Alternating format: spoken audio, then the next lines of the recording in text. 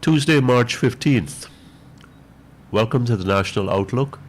I am GHK Lal on Kaieteur Radio, 99.1 and 99.5 FM.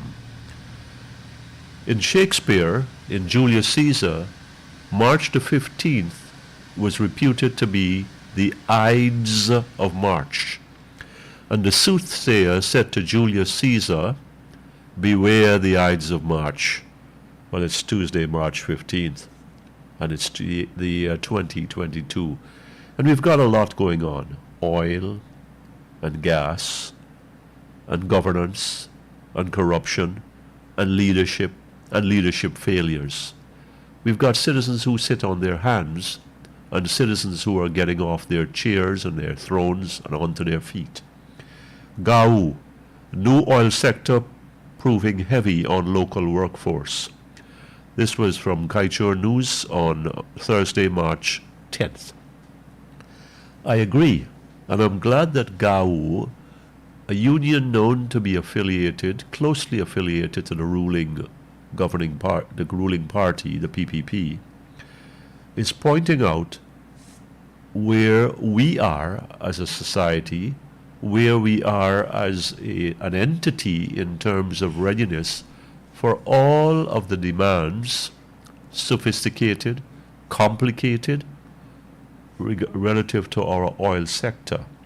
And it involves today our workforce that I'm talking about and that GAU points out. It's about the weaknesses in our system. Remember, oil is brand new to us. We've had gold, and we're still struggling to put our arms around that, and I can tell you about that from my own little stint of 3 years at the board. We have sugar, and we know a lot about that, but we are still losing out on that. So we look at oil, brand new to us, like I said, and our labor force is being mistreated. Our labor force is being mistreated because we don't know enough right now on how to go about representing them. Their rights are being trampled upon. Some basic things, some fundamentals in our labor laws are being violated. Overtime pay, sick pay, and working conditions, safety. These are some of the things that have percolated and bubbled up to the top. And GAU has been pointing out that. And I must commend the union and the union management for putting this front and center in the media and before the people who manage our oil sector. We must do better for our workers. Here is GAU saying that the government sometimes the oil companies sometimes refuses to engage it, and that all this is new and it's growing fast. It's that there are different pay schemes, different benefits for workers doing the same job, and some of this is discriminatory and some is due to exploitative workplace practices.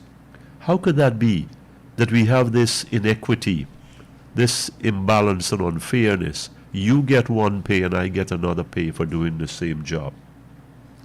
GAU made an interesting point. It says that third-party agents and those who are contracted by oil companies to recruit Guyanese are quick to discipline. Let me see if I can get that. May not spare a thought to discipline employees at the behest of firms, whether such actions are justified or not. In other words, let me put this simpler, that Guyanese companies recruiting Guyanese workers to do work in subcontracting capacities for foreign oil companies will be penalized when the oil company said they haven't lived up to expectations, they haven't done what they were supposed to do. Okay, whether it's justified or not, and there's a problem there. Justified is one thing, unjustified is another. On the other hand, there is the situation where these same agents are not as enthusiastic, are not as spirited energized when it comes to benefits and conditions and the welfare of the same workers that fall under their purview. So it's a disconnect here. There is what is good for them, they pursue, and what is bad for them, money, and money has to be spent, they don't want to hear anything about. They drag their feet. I'm GHK Lal on Kaieteur Radio 99.1 and 99.5 FM. Thank you for listening to the National Outlook.